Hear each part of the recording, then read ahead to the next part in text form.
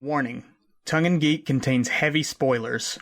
If you haven't read, watched, or played the content being reviewed this episode, know that we will definitely spoil major plot points. Also, this show isn't for kids. We use words like and and it would take too much time and effort to edit them all out. Please don't tell our moms.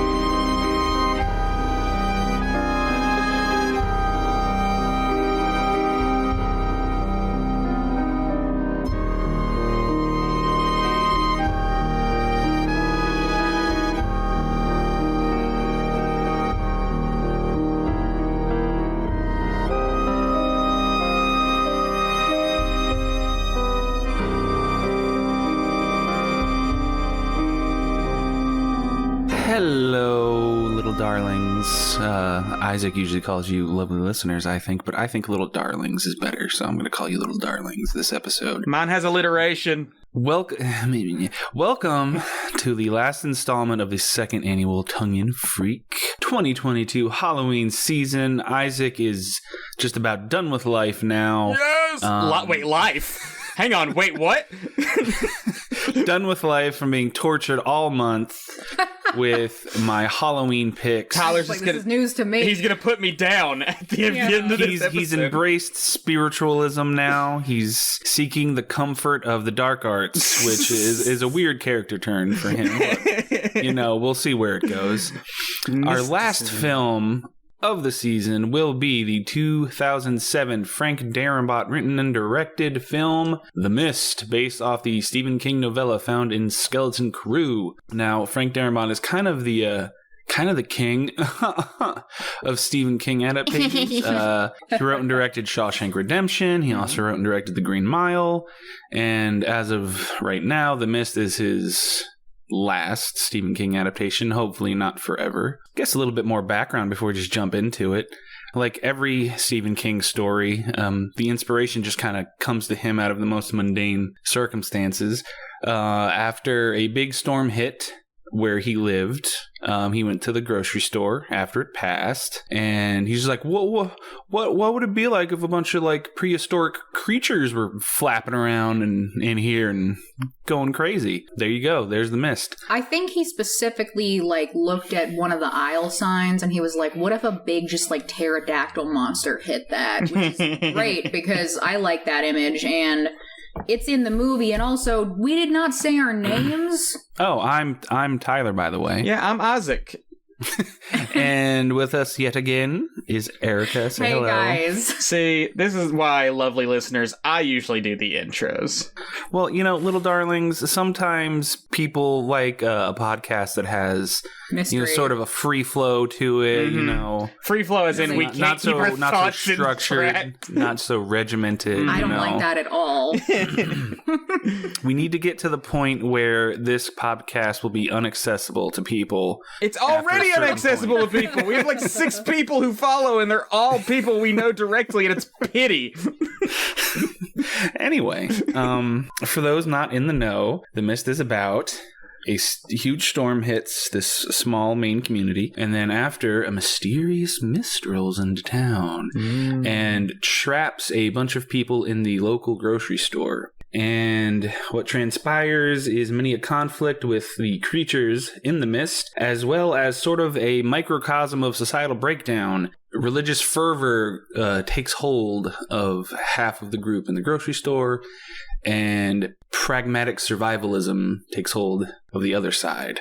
Yes, there's the monsters outside and the monsters inside. Yes, as it turns out, the real monster is man. It's always man. Never could have seen it coming. It's man. Not the big thing that walked around at the end.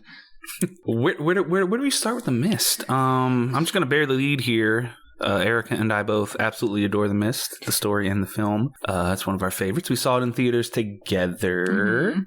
Aww. And yeah, it's been a staple. It's one of those staple movies for us in our relationship. And I also think it's one of the flat out best Stephen King adaptations, of which there are many, as you well know. A somewhat unpopular opinion from what I've seen. Rotten Tomatoes has a 72% critic and a 65% audience, so... Well, you know what I have to say about Rotten Tomatoes. It's your favorite website.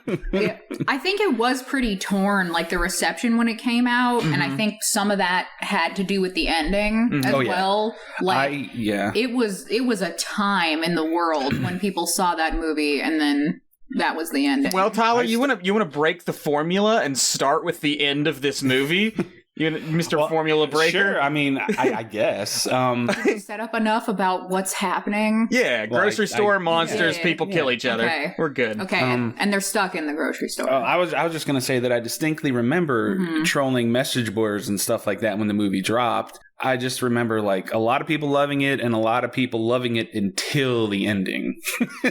So the ending either, like, cinches it for people or completely ruins the entire movie. Well, let me say, because I had this sort of experience when I was watching this.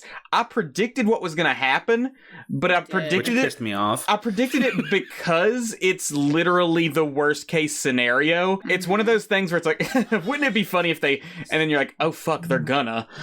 Like, it's like, can you imagine if they, wait a second, they're actually gonna do it. Like, it's like one of those things where you think, that thought's coming into your head, like, of course that's not gonna happen, but wouldn't it be, and then you're, oh, they went there. Because this movie, the whole time, we've got all these people in the grocery store, like we said, they're locked up, they go wild, they start killing each other, losing their minds. It ends with a small group of them getting out of the grocery store, getting in a car, and just driving away as far as they can, hoping to escape the mist. Their car eventually runs out of gas, and they realize they're not going to make it. They're going to die out here. And the main character, David Drayton, who we've been following this whole time, has a gun with enough bullets to kill all but one of them. So he kills everyone in the car, including his son, and then walks out into the mist, ready to die to let the monsters take him, and the fucking US military shows up and saves the day as he's sitting there seconds after having killed everyone, including his own son. And he just screams in agony. Yeah, it's a nut punch, that's for sure. It is the worst case scenario, and it's like, it is the thing that, like, you think in your head, like, oh my gosh, wouldn't it be crazy if they went that dark? And it's like, oh, they did. Cool. Yay. I remember the theater being relatively packed, even though the movie was only a modest box office success. I remember being relatively full, and just everybody was just dead silent. Like, it was like a funeral procession leaving the theater after that ending. It knocked the wind out of me the first time I saw it. Like, I it's almost like I didn't feel anything. I was just like, God damn. Jesus Christ. I loved it. If I hadn't seen it coming, it would have knocked me off. But literally, I'm just piecing together, like, they're gonna do it. The build up to it, I was like, they're going for it. They're going for it. Like, it was literally like watching a touchdown about to happen. It's like, they're gonna go all the way. It was like, I couldn't have that negative feeling of like, oh my gosh, that was horrible, because I was just like, as a storytelling perspective, I was like, oh man, they're doing it.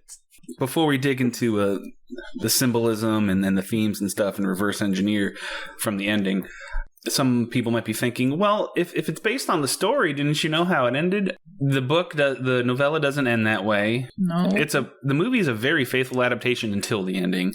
The novella ends, everybody's still alive, and it ends ambiguously with maybe possibly them finding a way out of the mist because they hear some vague broadcast over the radio and they like head toward where they think they need to go. It kind of ends how every sort of apocalyptic story ends, just like, you know, ambiguously. And when Stephen King saw the movie, he's like, hot damn, I wish I'd thought of that. Fucked up. Boy, that's how you know you did good, when the original creator, when Stephen King himself is like, man, I wish I'd done that. So The real kick in the gut is that early on in the movie, there's a woman right when the mist falls on the grocery store who's like, I have to get to my kids. I have to go save my kids. And she's asking somebody to like help her, to like escort her to her children. And like nobody will because they're all terrified because they had just seen somebody come in all bloody and everything. And she's like, I hope you all go to hell. And she goes out into the mist and you think, oh, she's dead. Of course she died. No, she made it. She saved her kids. And it's almost karma for like, it's very taunty. Yeah. Like it's almost karma for them being like, you didn't help her. And this is the price you pay. Well, since the movie is so much about religious fanaticism and faith, what do we think the ending says about faith and hope and religion? Because a lot of the criticism I hear from people who don't like the movie is that although the whole time, like, you hate Mrs. Carmody, who's the religious nut creating a cult, a murder cult inside the grocery store. Expiation. Even though she's the human villain and the villain of the piece, even over the monsters, some people think the ending undermines its own themes by inadvertently making her correct. I mean, I think that the ending of the novella is also about hope as well. Like, so... Yeah, but there's not like a karmic... No, there's no karmic punch in the face because, you know, we're presumed that that lady died. We never see her again. I also think that it's that's a good point. I think it's a difference between faith intended to control and faith intended to inspire. Because with Mrs. Carmody, throughout the whole thing, she's trying to manipulate others into doing what she wants, into thinking the way she does, into seeing the world the way she does. With the hope that, specifically the woman who went after her children, she was asking for hope that she could save her kids. And nobody had that faith in her. Nobody had the hope of, like, we can help this woman, you know, do something right. And the punishment there is that... You know, you need to have that hope and faith in a good cause and using it to help others. But when faith becomes something to control, that's when it gets evil and corrupt. Yeah. Because there's an early scene with Mrs. Carmody where she's not... It's the only real sympathetic scene with her before she goes full villain is when she's in the bathroom by herself praying to God and she's talking about wanting to save people. And she means like save their souls, you know. She's, you know, Bible thumper, super religious, thinks it's the end times. But there is a sympathetic scene because like you can tell she's wanting to do what she thinks is right, which is to save these people. But it's immediately cut off once somebody else tries to offer her help and be like, it's okay to be scared, we're all in this together. And she immediately cuts that off because it's not on her terms. Like, it has to be on her terms as her controlling the narrative of faith. Yeah, and Stephen King has a long history of being very cynical and very jaded on organized religion. Obviously. He's actually a believer himself. He's always said that he's believed in God and has faith, but Christianity and organized religion just does his head in. And a lot of his stories have this very just bleak, dark outlook on faith and Christianity in particular. And there's almost, and I hate to bring this up because it does kind of feel a little too like victimizing of organized religion, like, oh, self-victimizing, because I'm not, but like I was religious at one point. But like there's almost this hypocrisy in it, in that it's so strongly meant to be emotionally engaging and like villainizing of like organized religion, that it almost does the same thing that organized religion does and turn anybody who doesn't share that same belief system into a monster. It like falls into this same sort of tribalism of like, if you believe this crazy shit, you're a monster and we have to get rid of you. Because Ollie literally shoots Mrs. Carmody in the head because she needed shot. She was a monster. She's insane. Yeah. Are you saying the movie does this? Yeah, and like, perhaps not to a strong extent, but there's certainly a hint of the movie wants you to see her as villain. It wants you to see all of this religious zealotry as nuts, as crazy, as evil, like the darkest part of the human mind and culture that we have. And in a way, that's kind of what the religious people are thinking. Like, they're seeing all of this sin and evil in the world, and it needs to be cleansed and purified. And it's like, it just kind of reestablishes this whole, like, us versus them tribalism narrative that's going on in the first place. I'm gonna have to contend that, because the movie makes a point with a few of the characters to show that they also have faith and they also believe in God. They just do not fall in line with what Carmody is preaching. The female lead, played by Laura Holden, I can't remember her character name, unfortunately. Amanda Dunphy. Amanda. Mm-hmm. She says that, she's a believer, but, she's part of the good guys. And then there's the biker guy who calls her out, and he's like, I believe in God too. I just don't think he's the bloodthirsty asshole you make him out to be. That's a good point. You guys want to know a fun fact? What? That Darabont originally wanted that biker guy who says that biker guy we love, he wanted Stephen King to play him. That would have been awesome. Because Stephen King traditionally does have a cameo in his movies, and Stephen King was like, you guys are filming in Louisiana, which is like the opposite of Maine. I don't want to drive down there, which he may have regretted once he saw the amazing ending. Mm-hmm. But that was who he wanted it to be, and God, I love that character. Sorry. No, he's great. So the movie, I don't think the movie is saying that, like, you're wrong if you have faith or believe in God. I think the movie is just making that point that a lot of art that criticizes religion makes of it. Unfortunately, attracts people with, delusions of grandeur. It creates vast hypocrisy within people, and people who might be mentally unstable in some capacity twist their faith in nefarious ways, because although Mrs. Carmody pretends that she's trying to save souls, it's only for her ego. Oh, yeah. It's only because she has this massive complex of, like, she wants to be the one that people look up to. And it's a God complex. You know? She sees herself as the hand of God, basically. Yeah. It's God as self-insert, essentially. Even though she puts on the, like, oh, I'm just speaking through him, or he's speaking through me, and he's choosing me. Like, she doesn't really believe that, I don't think. Like, no, I think she does. I don't think we can say in any shape or form that she is a non-believer. Like, I'm not saying she's a non-believer. I think she's far more intelligent than the heroes of the story give her credit for. You can be intelligent and mad. Exactly. You can be intelligent and insane. She knows how to read the situation to her benefit. Mm-hmm. And where people think, like, oh, like, the movie just kind of, like, inadvertently proves her right, only in a superficial way, because, like, she predicts quote unquote things, but, like, that's just common sense. She's using common sense as a weapon. Well, it's also like, coincidence instead of, like, cause and effect. I have a point to make about that. Yeah. I have a point to make about that also. So, knowing Stephen King and, like, his background, he was really inspired by a book called Earth Abides from 1949. It's a post-apocalyptic book, and it was a big contributing factor to one of Stephen King's biggest books, The Stand, which is a post-apocalyptic book about a super flu.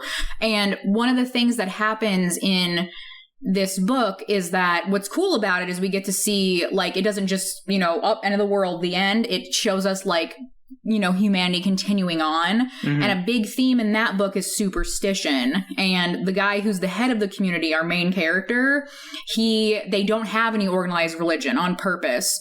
And he every year goes and uses a hammer, and will use a hammer to make a mark into the wall to mark the new year. And the children are never taught anything about religion, but they develop their own kind of superstitions about the hammer. They're afraid to touch the hammer. It's a symbol to them. When he's hammering it in the wall, he's actually turning the year. So there's a huge theme of that, like how it's like not understanding something, but the thing is still working. So I'm putting my faith in it. Because that Stephen King, like, you know, really liked in Earth Abides that I think is kind of here in the mist. Because like you said, she's using common sense. It's nighttime. Seems like they're nocturnal. Probably somebody's going to die. If we can put someone outside, more the better. Then they have something to do. It's like really how people are, it's, you know, I think it's making a larger message about how it brings us back to that lizard brain of even without like organized religion, just the chaos of the fear and everyone descending. They're like, a thing worked. We got to do the thing. Whatever the thing is, I don't care. The thing works. We got to do that because we got to stay safe. Yeah. So. And I think at the core, this is the message that, like, we as humanity need meaning. We need to ascribe meaning to everything going on around us. It can't just be an accident that happened. It can't just be some, you know, terrible force in nature that has no rhyme or reason. It's got to... Even the good guys, you know, they're looking for a logical solution and a logical cause and effect for everything going on, but they're looking for meaning in this. The religious folks, specifically Mrs. Carmody and her cult that she develops, they're ascribing meaning to everything happening, that meaning being that God is angry with them, and the only way to appease it is through, you know, human sacrifice at one point, because expiation. Everything that's happened throughout the whole time, it's just been coincidence that Mrs. Carmody's been right. There's a scene where she almost is stung by one of these wasp things that killed somebody else, and she basically accepts her death, and the only reason she survives is because she is calm enough in her acceptance Perfectly of death that she is spared from it. But what she interprets that is that God has spared me. So, like, all of this throughout this is just how the way that we prescribe meaning to the world around us creates our interactions with each other, creates basically the human experience, and it's very negatively portrayed through Mrs. Carmody and them, showing that, like, yeah, when you put too much meaning into things, it becomes dangerous and violent. You start, you know, seeing things where there's nothing, and you start doing things that you would never actually do that's harmful to yourself and your fellow man just because you think it has meaning. Yeah, there's a lot to unpack in the movie, and I just love that a monster movie, because on the face of it, it's a creature feature. I just love on the face of it that this whole movie is just like one like big, you know, look at the human condition in a grocery store. Yeah, because let's be honest, the monsters in this movie, they're serviceable, but they're not really the best. They're basically just, you take some kind of real world animal like a wasp or like these big bird pterodactyl looking things or spiders or octopus tentacles, you make them a little pinker and grosser, and that's it. That's all you really need, because the mist itself is really the horror aspect, just the fact that you can't see anything out there. Yeah. Oh, shit. What was I don't know, say? that impossibly large creature, maybe if we saw him better, we'd know what he was. I mean, there's no equivocating that with the real animal. I don't think. That one in particular was kind of off, but there was like the big praying mantis thing. It's a Stranger Things prequel. That's what it basically is. Yeah, alternate dimension exists. Hell beasts start coming out and killing people. The part that just boils my blood every time is the part where the cult has been whipped up into a fervor to the point where they become murderous for the first time. Yeah. People are starting to break mentally. They're just becoming more and more afraid as the hours pass, as more attacks happen. We get a little bit of exposition about what the mist is, where it came from, some government experiment up in the mountains. There's 3 soldiers in the store. 2 of them kind of know what's going on, and they end up hanging themselves in the storeroom, while the third, who had nothing to do with it really, is the scapegoat. And the sacrificial lamb, if you would. Yes, the sacrificial lamb, if you will.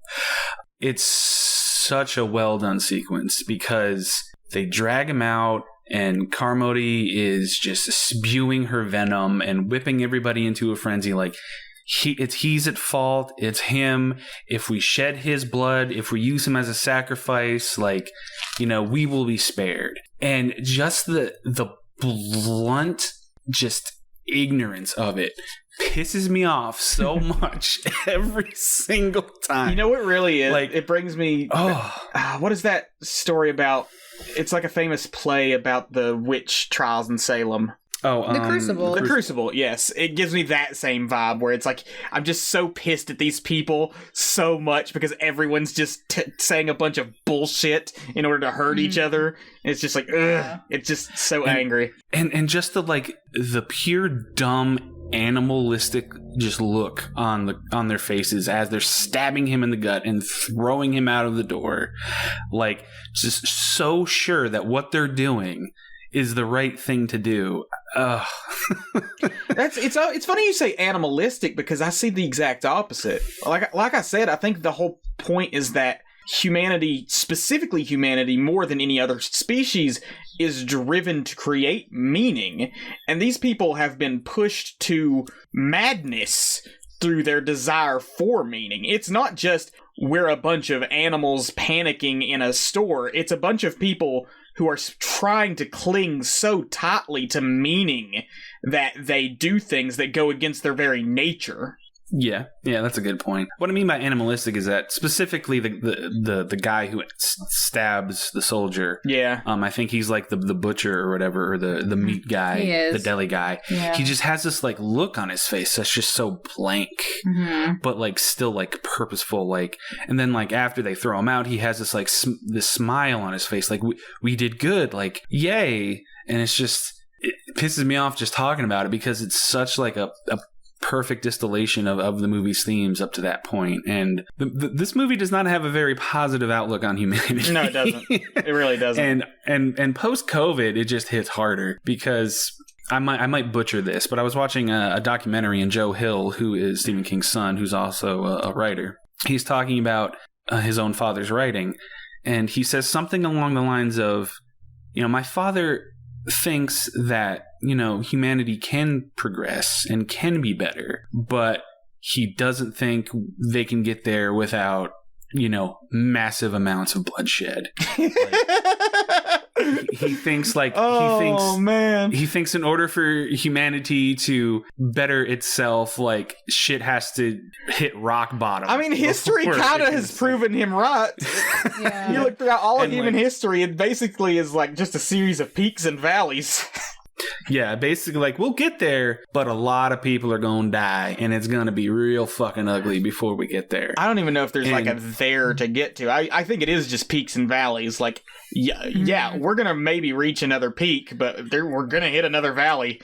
Like, I don't think there's not an end utopia, I think, for the human race. What I think makes the movie brilliant, and which is another thing I think people kind of miss, is, I almost said missed. People want to find a black and white distinct line in the narrative of like, okay, good guys, bad guys. And while obviously David, Amanda, and the other people that are on there, Ollie! We haven't talked about Ollie at all! Oh my gosh, Ollie is the best character in this film. Gotta love Ollie. He's a gun-toting, smack-talking, short little dude, kind of pudgy with glasses. He lays fucking pipe. I love Ollie so much. That's your headcanon that he lays pipe, but I'm sure he lays. Ollie is a badass start to... Okay, this is a total tangent, but like in every freaking movie, every Hollywood film, anytime there's guns, it's always just wildly like fire. Oh, we're suddenly have infinite ammo. Oh, we're missing all over the place. Just spray and pray. Like, Ollie has the best gun control in any film I've ever seen. Every shot Ollie takes hits because he takes the time to line up his shot, make sure no one else is in the way of gunfire except for his target. Like, Ollie is amazing with a gun. Like, I love Ollie so much. He's a god damn it. Oh, excuse me. Don't use the Lord's name in vain. Don't use the Lord's name in vain. Oh yeah, Mrs. Carmody's don't gonna want to piss hear off us. Mrs. Carmody. Yeah, from hell. Ollie's played by. She's looking up at us from hell. Ollie's played by Toby Jones, and they cast it against type because if I remember correctly, it's been a hot minute since I've read the story, but I think Ollie's supposed to be younger and fairly attractive, if I remember correctly. No. Erika's saying no, but no. I don't have the energy to fight her on that. The the protagonist side of the story is filled with all different kinds of people with different kinds of perspectives. David's kind of, he's the hero, quote unquote. Like, he tries to do the right thing while also being, self-preserving for him and his son. Amanda's a bit naive. She has a general, more positive outlook on people. She thinks they're generally good, and that when push comes to shove, they'll help, people will help each other out instead of tear each other apart. Which she gets proven wildly wrong. Wildly wrong. Another guy has absolutely no faith in humanity. He even says, she even says, you have no faith in humanity at all, do you? And he's like, no. And what I was saying before you went off on your Ollie love fest. Great character, love him. Is that, what was I saying? One of the things that people do with this movie is they try to draw a black and white line between good guy and bad guy. Mm-hmm. And while obviously narratively, Mrs. Carmody and the cult are the bad guys and David and company are the good guys, it's not as simple as David and them doing everything right, mm-hmm. or not messing up, because Ollie's great with his gun, but if he didn't take that second shot at Mrs. Carmody, if he didn't go for the head, David would have had that extra bullet for himself. Mm-hmm. And let's not think about that. The entire third act is really well constructed because there's so much focus, on the gun. But Ollie literally has no way to foresee that. Ollie literally has no way of even thinking about that. I know. It's just the movie's saying something about how every choice leads to a consequence. Basically, he gut shoots her and then goes for the headshot, ending her completely. But he only did that because Isaac asked him to. Isaac literally screamed it out loud. It was... And Ollie, who I am sure loves Isaac as much as Isaac loves him, had to obey. And then, as they're making their way to David's car in the parking lot, people getting picked off one by one, mm-hmm. One of the giant spiders besieges them, and David, in his panic, the gun gets dropped on the hood of the car to protect. He thinks he has to get the gun because he has to get the gun. So if he didn't stop to get the gun off the hood, then they wouldn't have had the options to off themselves when they lost hope in the end. Yeah.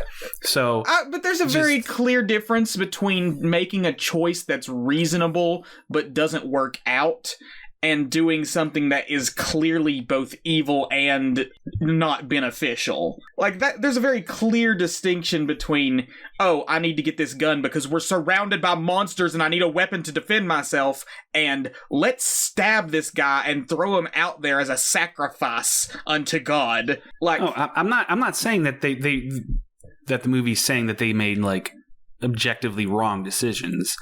I'm just saying it's what's the word I'm looking for? I don't know. I don't want to say meditation. Meditation's not the right word, but it's in the ballpark. It's just a focus on human behavior and how fear and panic wears people down and affects them differently. Because David, he said it earlier in the movie.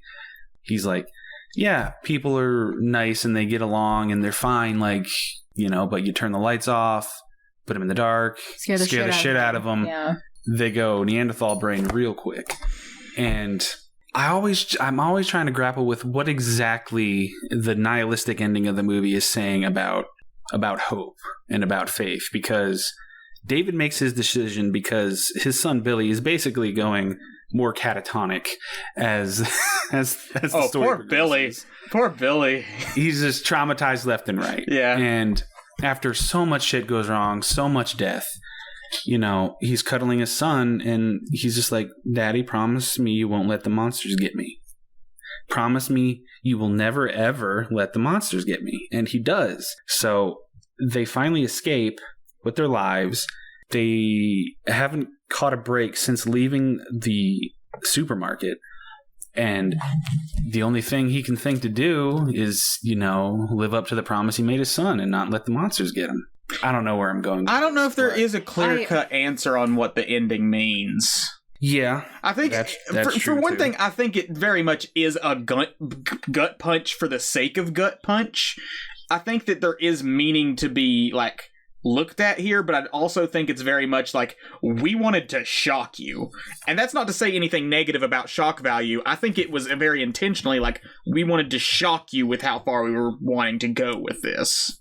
Yeah, for sure. But Frank Darabont, he's a purposeful filmmaker, so he's saying something with the ending. I'm just not quite sure exactly what he's saying, which isn't negative. You don't need to have concrete answers for everything in a Tyler, story. as an influential author myself, God damn it. You don't always put the meaning there for your readers. Sometimes your readers, or viewers in this case, find the meaning themselves, and then you go, yeah, that's totally what I meant. Sometimes you just let the audience tell you what you meant, because in a lot of cases, you don't know what you mean when you're doing it. You're telling a story, and the meaning just sort of happens as you're crafting it. Yeah, death of the author and all that. I think the person we should really ask about the meaning of the book is the book character, Ollie, who is 45 years old and a Vietnam veteran. Did you have to Google it to sass me? Yes, I don't know. I think maybe you're thinking of the bag boy of Norm. Norm's always a young guy. He's always 17. Maybe it's just because you guys like Ollie so much. You want him to be this spry. No, I love him as is. This I virile. love who he is in the film. No. Yeah. Never change Ollie, except come back to life. They do the second coming job. of Ollie. Yeah, they do a great job too of like making this stuff believable. Like when, she has a gun and it's like, is anyone able to shoot? And he's like, well, I was like a championship shooter. And then if we're going by the book, also he was in a war. Like, I like how they make it feel very natural, the way that these characters would react. Like, you're clashing with the neighbor who you've always had problems with, so of course that's going to come to the head, right? But I do think that one of the things that The Mist does really well, and again, I don't know that it's really saying anything with it, but there's a lot of moments that you can pin down to just like the two words, which are supposed to be some of the worst words in the human language, which are like, if only. Because if only the people in the pharmacy hadn't had their door propped open, they'd still be alive. They had their door propped open. If only they did have that one extra bullet, then he wouldn't have had to see that, again, his life is ruined. There is no coming back. Oh, no, he definitely killed himself at his next earliest convenience. Yeah. He probably ran under one of those tank tires as it was passing. Yeah. Hey, soldier man, could you just put one right here between the eyes for me real quick? Yeah. If only I had left with that woman and helped her home to her kids. Like, if only I could have gotten to my wife sooner, maybe she wouldn't be conveniently spider-webbed right outside the house. We didn't go to the store at all, Yeah, like, there's a lot of that in The Mist, and it does it so well, where it just, like, it just shows you, and then you think that yourself, and just kind of, like, mourn those decisions that, again, they didn't have the information to make. If you just pull back a little bit, it's a story about people thrust into this insane situation and just not knowing how to cope, not knowing how to deal with it, not knowing what's right. Yeah. What decision is going to lead to calamity, what decision is going to lead to salvation, because they come up with a lot of ideas that they think are smart but end up being utterly disastrous. They put lighter fluid in mop buckets with mops ready to go to light a torch in case something gets in the store. And you think, okay, yeah, sure, the whole thing's windows in the front. We don't know what can get in here. We're going to need to be ready. But you see, when shit hits the fan, people panic. And a guy, as soon as he gets something lit, he knocks over the bucket, lights himself on fire. Yeah, that and the light was attracting more things anyway. And that's another, like, again, if only we knew that. If only we knew that they were attracted to light. That, like, if only we knew that this was going to be a bad idea. And I think that kind of, like, plays in well to the fact that, like, the military itself is probably saying, if only we knew when we opened... Fucking around with other dimensions. Yeah, that opening another dimension would end this badly. Again, it's got a nice theme of that. And one thing I thought was cool is, in the book, it's much more subtle about the Arrowhead Project. It's like, that's probably it, but it's not drawn to attention as much as it is in the movie. And apparently Darabont had an opening scene that he had written, but he never used it, where the reason that, you know, everything goes terribly is because in the very beginning we see that terrible thunderstorm and everybody loses power. So he was going to have a scene showing how that thunderstorm causing everything to lose power, their lab, which has the portal open to another dimension, loses power and they can't control it, and the portal just stays open and is stuck and everything just comes crawling out. It's also very much... Yeah, I'm glad they didn't go with that. I'm glad they didn't go with that either, but it really just does underline the whole, oh god, if only, like, that's completely out of their control. They couldn't have controlled a thunderstorm. Right. And I think they could control not monkeying with science, but... I think that's a core theme here on top of all of the, you know, human experiences, that for all of our thoughts of humanity being in control, we're sort of just grasping at straws. You know, a natural disaster occurs or something, and suddenly our entire system of how we exist is thrown out of whack. What happened here, there was no stopping it once it started. You know, none of the decision, doesn't matter how logical anyone was being, it doesn't matter how rational and how well thought out, or even how much knowledge they had, there was no way that the people in this grocery store were getting out of this alive. The one person who did only managed to do so because she left early enough before the monsters came. Yeah, pure chance. And who knows what fucking movie she had, you know, between the store and her house getting to her kids. That's true. You know? Total other film about a hero mom saving her kids. That's what they should have done instead of doing that terrible, like, Spike TV show they did. We should have seen what happened to her. What if it was completely uneventful? Like, she just walked through the mist, grabbed her kids, and she's like, wow, there's a lot of mist here. It's pretty slow moving. I'm just going to keep going. Like, I'm kind of ahead of it at the moment. Just keep walking. I mean, it really is such a widespread area that it's covering that it makes sense. There might have been one or two out there to begin with, but they're eventually going to start converging. I assume they can hear as well as somewhat see. Light through a mist, so... we brought this up at the end, but how was the government getting rid of all the mist? Because when they show up at the very end, the mist just starts to disappear. On top of them, like, killing monsters with flamethrowers and tanks and stuff, like, the mist is just disappearing. It's gotta be, like, a bunch of big helicopters carrying fans or something, but, like, what... I like to imagine that they just have a really giant vacuum. Sucking it all up. It's the big vacuum. A big Luigi's Mansion vacuum. They just catch all the monsters in it. What I assume is that because it's another ecosystem essentially slamming into ours, maybe they closed whatever the hell was opened in time, and the ecosystem just kind of naturally can't sustain itself and was going to die out anyway. Yeah. Because they kind of foreshadow that with the tentacle that David cuts off as they close the garage door in the store. And when it's been out of the mist for too long, it turns into a puddle. I feel like that was just the tentacle spiting them because they really, really needed that tentacle to show prove people themselves. Yeah. And the tentacle had all this time out of the mist and was fine. And they were like, let's go look at it. And he's like, bye. Oh, you want to get people on your side? Too bad. I'm just a spite. now, It did it out of bitch. spite.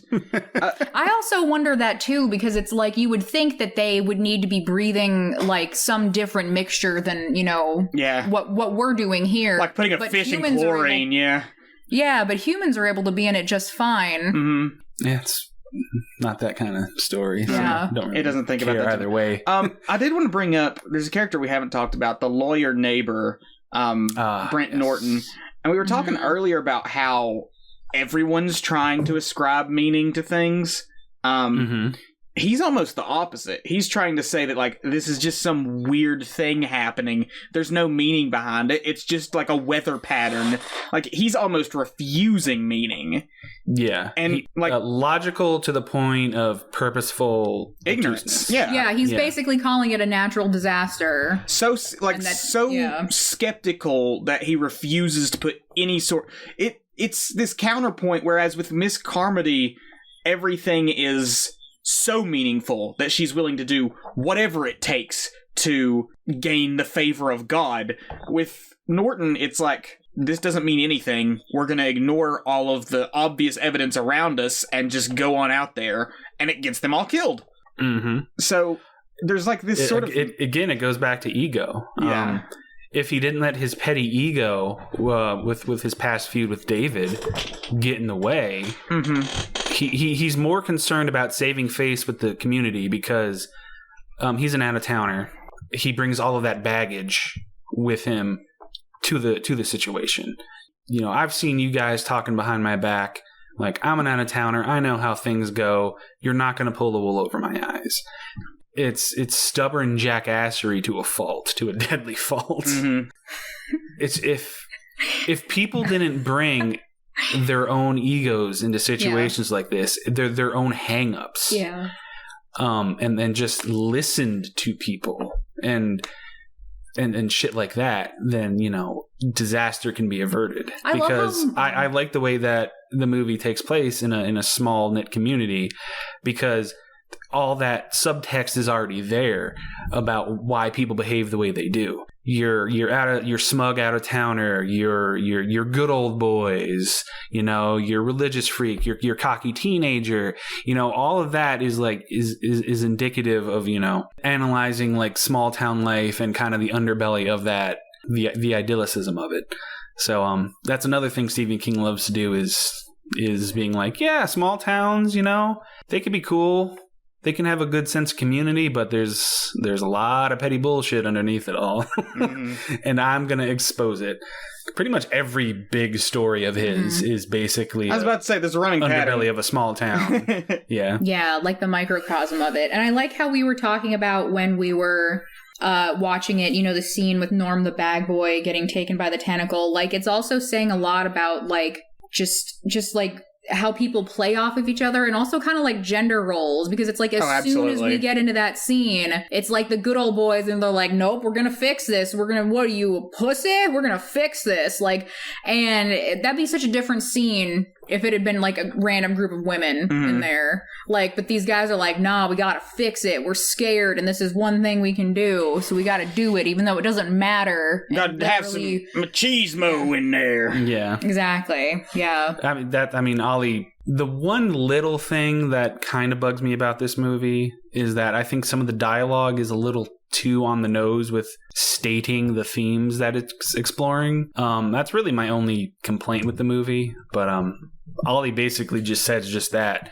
Like, David's like, what's these guys' problems? Like, am I impeding their manhood or something? And Ollie's like, well, you know, out there, they're scared. They don't know what to do. And here's a situation they can control. So they're going to fucking control it. I think that's paraphrasing from the book, though. Yeah. Yeah.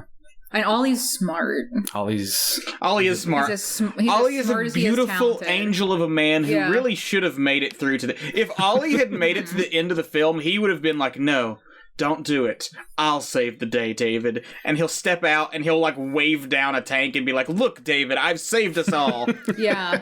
Or he shoots everyone and he's fine and he gets a happy ending. I like to imagine. Ollie would not have been happy with that. He gets that girl who has the kids who's on the tank. I like to imagine that he didn't die when the giant Mr. Waternoose grabbed him. I like to imagine that the Mr. Waternoose swallowed him whole, and then he ripped his way out of Mr. Waternoose's stomach, and then got picked up by the military, found David, and nursed David back to health mentally and physically, and then they lived together as lovers? Life mates. Yeah, possibly.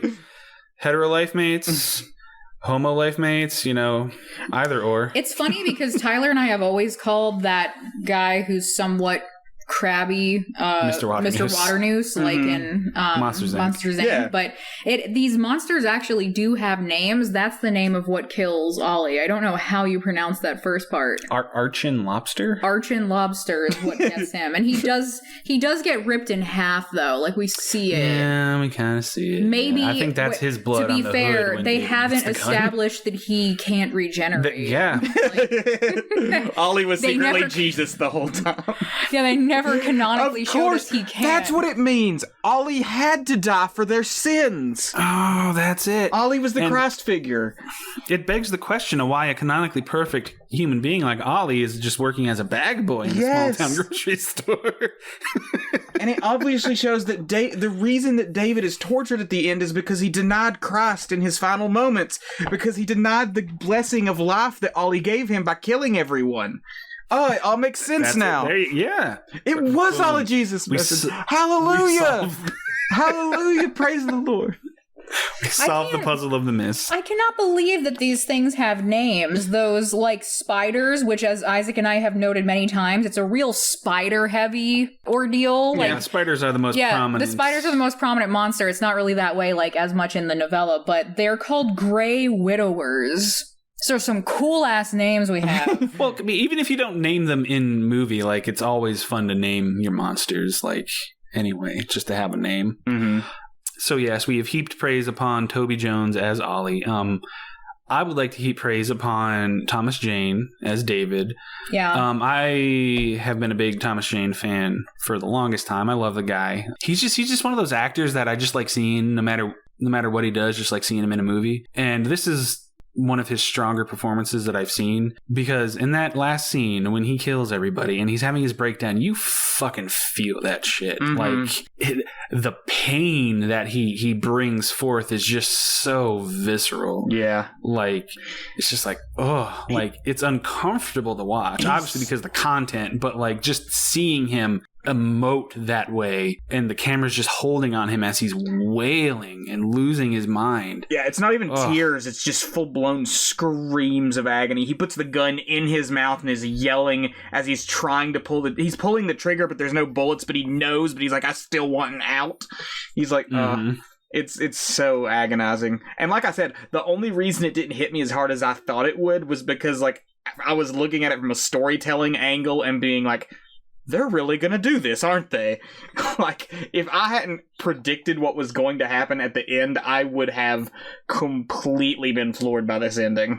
But too bad I'm a clairvoyant. Yeah. Thomas Jane has a bit of a cult fan base.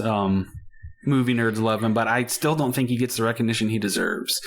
Let's fix that with our 6 followers. He's so good in every, like, he's been in comedic roles where he's hilarious. He's been in villainous roles where he's hilarious. He plays like the stoic well. He plays the everyman well. Thomas Jane's my boy. Thomas Jane. I also think it's interesting because is it just the 3 Stephen King movies that he's been in? Is it just Dreamcatcher, The Mist, and 1922. So what's interesting is, like, I see Thomas Jane and I'm like, there's Mr. Stephen King. Yeah, there's Mr. Stephen King over there. Because obviously he's done other things. But what's really interesting is I don't think there's a lot of actors where you could be like, Stephen King movie, boom, get this actor. Stephen King movie, boom, get this actor again. Another Stephen King movie, boom, let's get that same guy. And then still have it work. He's the Johnny Depp to King's Burton. Pretty much. Because his character in all 3 of those movies is very different. And in one of the movies, 1922, it takes place in 1922, and he's a farmer who... Oh, spoilers. He's a farmer who murders his wife, which is, again, like, pretty obvious. More spoilers, but, okay. Like, it's like he plays the good guy as well as the, like, pseudo-bad guy, and it's just like, dude, you're really talented. Like, I don't know how you do this. If he didn't age out of certain roles, like, just cast him as every male protagonist in a Stephen King adaptation. Like, he'd be a perfect Stu Redman in the Yeah, he could be... perfect Stu Redman. Yeah, he could be Danny in The Shining, age 5. I'd watch it. I think he'd be a great Ben in it, personally. Maybe. I feel like, might be more Bill. Lots of people in this He's too hunky to be Bill. Yeah, well, Bill's supposed to be ugly, but every time they make an It movie, Bill is, like, not... Super. Yeah. Well, he's not... I wouldn't say No offense to... not Richard Anderson. Thomas? I can't remember the guy who played Bill in the original It miniseries. No, that guy's not that attractive. They usually make Bill. I mean, any person that is put on a screen is probably more attractive than 90% of the population anyway. So, like, yes, if you're in a movie, you're probably better looking than most folks. Isaac, do you find Thomas Jane as hunky as I do? He's pretty hunky. I wish he'd come back as the Punisher. Like, and didn't he have a sort of a falling out with them? That's right. We kept saying how he needs to punish the monsters while we were watching. I remember. Yeah. I think he had sort of a falling out with the people from the Punisher films. I don't think it was just like, I'm not doing that anymore. It's more like there was a creative differences thing. And I like the other guys that they have played him, but my Richard Thomas, that's who played. Sorry, I'm rambling. The other notable performance, obviously, is Mrs. Carmody, played by Marcia Gay Harden. Oh my God, why didn't she get nominated for an Oscar for this performance? Because Jeebus Cripes. It's she sad. Is phenomenal. I always feel bad for an actor cast in a villainous role who does that role so well that people come to genuinely hate them. Because it shows that, like, you're a phenomenal actor. You are super talented at your craft. You've worked hard to hone your understanding of character and your body and, like, the way you speak and move and look, to the point where I want to punch you in the face. Like, I am so sorry for you because you have made a living out of being hateable. She is so good. I very, very, very rarely watch a film that has a villain where they affect me so much where I'm genuinely like, I can't fucking wait for this person to get their comeuppance. Yeah. I need it to happen. The first time I saw this movie, I'm like, I can't wait till she gets what's coming to her. I know. Wait. When Ollie shoots her, the theater erupted. I mean, I did. You heard me. I called for that second. I was calling for that second shot. She gets shot in the gut. I'm like, hell yeah, Ollie, do it again. And he puts one in her head, and I'm like, fuck yeah.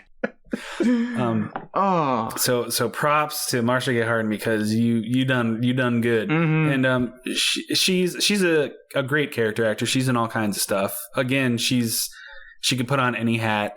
I just saw her in a movie that came out this year called Confess Fletch, which is based off of the book series Fletch from the 70s with John Hamm, and she just plays like a countess, and she's hilarious in it. That's all I have to say. This is a random tangent, but have you all seen those like Progressive commercials now where they're trying to ship John Hamm with Flo from Progressive? Oh no. Yeah. John Hamm, no. There's like doing this. I haven't, but he can do so much better. There is a whole like ongoing series of Progressive commercials where actor John Hamm, portraying himself, is trying to ask Flo out on a date, and she's like, I'm sorry, but insurance is my mistress. And it's like, there's at least 2 of them I've seen. I hate how that's a thing, but I also hate that I'm going to watch these commercials because John Hamm is in them. Capitalism, and I want to see everything that John Hamm is in. So Flo has been around for about 20 years too long. Yeah. Mm-hmm. So she's just a person. Like, she's not even an interesting character. She's not a duck or a gecko. Yeah. That we would want. There's nothing noteworthy about her. She's just a woman who sells insurance. John Hamm. Let's get back on the John Hamm train here, because we're talking about The Mist. He's not in this. He has chosen a very unique career path post Mad Men. What does this have to do with? Hey, just go with the flow. We always do tangents. Go with the flow. Or tangenting off of the earlier tangent. What do you mean? Why is that? Wait, what do I mean? What? Go with the flow? Why is that funny? Because flow from... I already forgot because... It's not funny, Erika, but there is a logic fine. to it. I won't do my tangent. You've taken the wind out of my sails.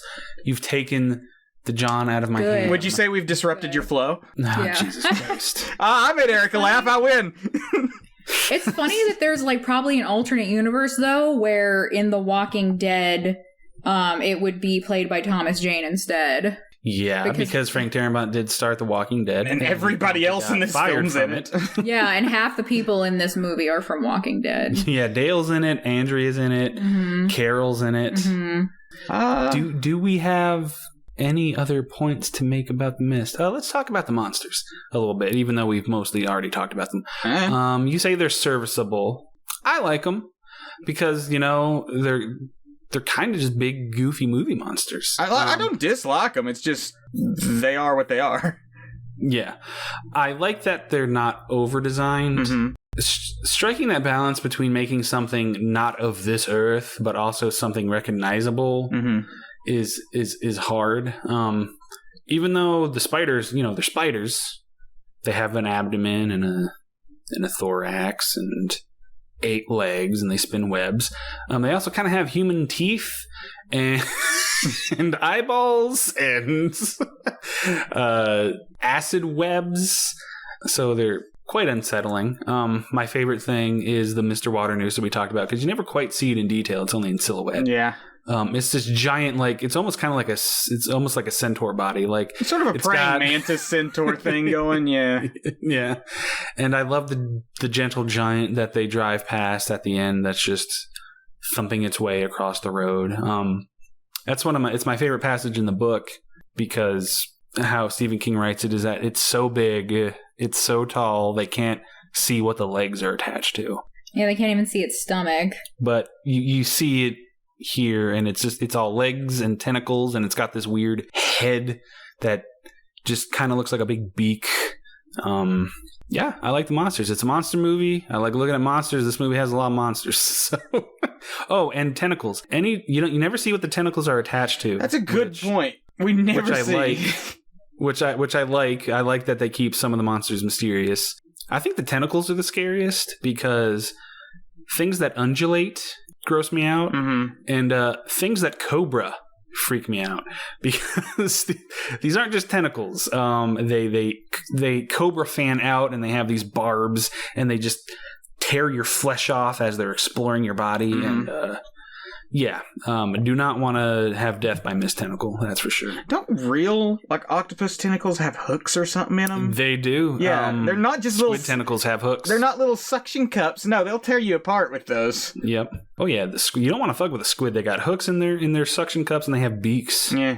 Ocean's messed up. Ocean's bad. Ocean's scary. Ocean terrified Tyler his whole life. I'm glad we're putting microplastics in there. We need to kill some of that shit. Isaac, have you ever heard of the bloops? Oh, yeah, the noise that's so big and so loud, and we have no idea where it came from. Yeah, I think that scientists agree it's something or other, I think Arctic ice breaking off or something like that. Something mundane and boring that ruins the mystique. But when I first heard about the bloops, I scared the shit out of myself so bad. Yeah. Oh, it's Cthulhu! He's down there. The only thing that scares me is open water, things in the deep, and oh my god, this weird sound that they recorded. They don't know what the hell it is. They can't tell if it's organic or not. It's so loud. What is it? What's down there? It's the Giga Whale. It's over. It's over. The Kraken. What's ever buried under the Earth's crust of the ocean's coming up. It's had enough of our shit. Mama Earth just farted. That's what it was. There's just a giant sphincter in the Marianas Trench. Yeah, exactly. It's a butt crack.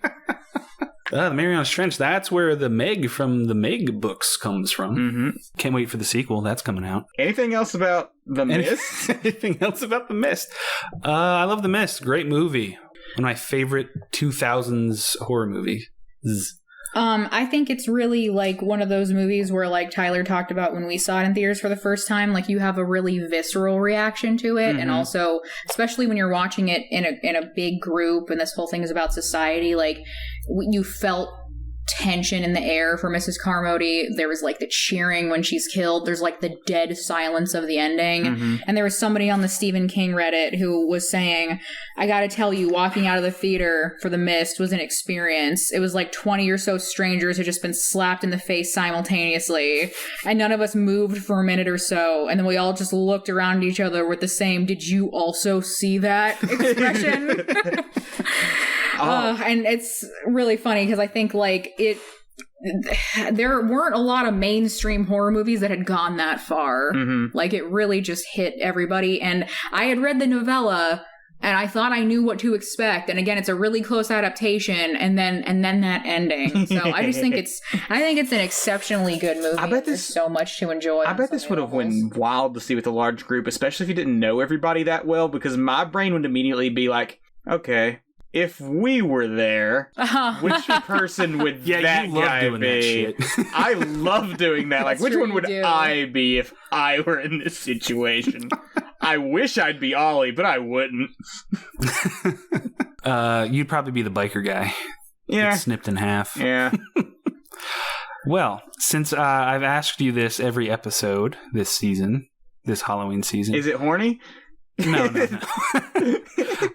We'll get there. Isaac, did you enjoy The Mist? You know what? I did. I don't know what it was. You all built this one up to be the one I would hate the most, the one that would disturb me the most out of anything we were doing this year. And maybe, Well, it seems like an obvious guess. I don't know if it's because like I had all this mental preparation for it in advance, or if I was just in a specific mood when I watched this, or if it's the fact that it's a creature feature, which Just I a tend good to movie. be less like affected by, or the fact that it's a good movie with strong messages to analyze. But I genuinely enjoyed this one. It's just Wow. yeah, it didn't Color me surprised. yeah, it didn't scare me really, because creature features don't tend to scare me as much. Something about just like, oh, there's a monster out there tearing people apart and eating them. That doesn't get me usually. But there's just a lot of good themes in here. It's not like a happy film, obviously. I don't like Very much not so. I don't like I'm not all sunshine and rainbows, contrary to how we've been portraying me during Tongue and Freak. Like, I enjoy some darker themes and whatnot, especially if it's done well. I just need it to be done well, and this movie does its dark themes well. So, yeah, I really enjoyed it. Very good. All right, awesome. I consider this a win. Hey, you're going out on a high note. You got All right. I lost you there in the middle. We started off relatively strong with Killer Clowns, which you enjoyed, but then the two movies in the real middle. you're roller like, coaster. This Tongue and Freak. It was like, oh. All right. Not a total wash. Excellent. Is it horny, though? I knew it. I think explicitly no. Erika brought up that in the book there's a sex scene between David and Amanda. And they specifically left that out because they didn't want that sort of physical intimacy between them. They wanted it to be more of an emotional relationship. Yeah, and I looked it up to confirm that he was like, oh yeah, there's no way we're doing that. And he did. So this is like an explicitly not horny one. Like, I can't think of a single... Even the monsters aren't horny. Yeah, not really. Yeah. The monsters they're not sexy monsters The tentacle thing, maybe, because tentacles. I mean, if... Thomas Jane does take his shirt off at one point, which we get to see his hunky, hairy chest for a second, so that's good. But other than that, not very horny. I can't even come up with anything weird and silly to say. It's just to force it into horniness. It's not horny. Unless I want to make a tentacle. If we're rating this on horniness, it's probably our worst one we've watched yet. Yeah, this is the least horny movie ever. I think so, yeah. 0 out of 10. 0 out of 10 on the horny scale.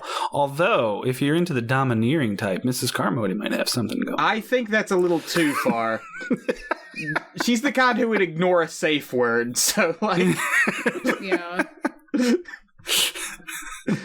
Oh, God. Anything else? Or are we ready to rate this damn thing and be done with it? Yeah, we can rate it. Okay. Who wants to go first? I'll go first, because somebody always takes the one that I was going to use. I'm gonna give it 950 out of 1,000 bags of dog food. Oh yeah, good that was one. Great. Good. If only it had been giant dogs outside. Fine. They would have been fine. Yeah. We didn't mention this at all, but they barricade the windows with dog food halfway up. It's like, what is that doing? It's not doing anything. And they have so much in the back, and the tentacle grabs one and eats it. Yeah. I will rate it 5 puddle tentacles out of 5 stingy wasp insects. Okay. Wow, I'm gonna give it 7 out of 7 gray widowers. Okay. Strong ratings all around. I guess we could have done this first, but any recommendations or anything? Read the novella. It's very good. Read everything Stephen King has ever written except Dark Tower, says Erika. I have a kind of a weird recommendation. Watch The Mist but the black and white version. Mm-hmm. You know, I'll look that up. That's not just your weird DVD thing. That's Darabont also prefers the black and white version. Yes, Mm-hmm. it has more atmosphere to it in black and white. And although the CGI it's not bad, especially for the low budget. It's dated. It's a little dated, and the black and white really helps mask it. So it's got a stronger atmosphere in black and white, and it helps sell the effects better. Well then, I think that's gonna do it for us. Last episode. And as of this second, Halloween ends for Isaac. Yeah. Wow. I'm free. And it extends until December 23rd for me. Uh-huh. So Well, anyway, if you enjoyed this episode, be sure to like, subscribe, and leave a comment. You can follow us on Instagram and Twitter at Tongue and Geek. That's at Tongue and Geek, all one word. Thanks for listening. And hey, what? Do you guys hear that? Oh no, he's doing a bit. Oh no. Is it Mr. Water? He's gonna start singing fucking Mariah Carey. I hate you so much. Oh, I hate baby! It's 5 days till Halloween, you bastard.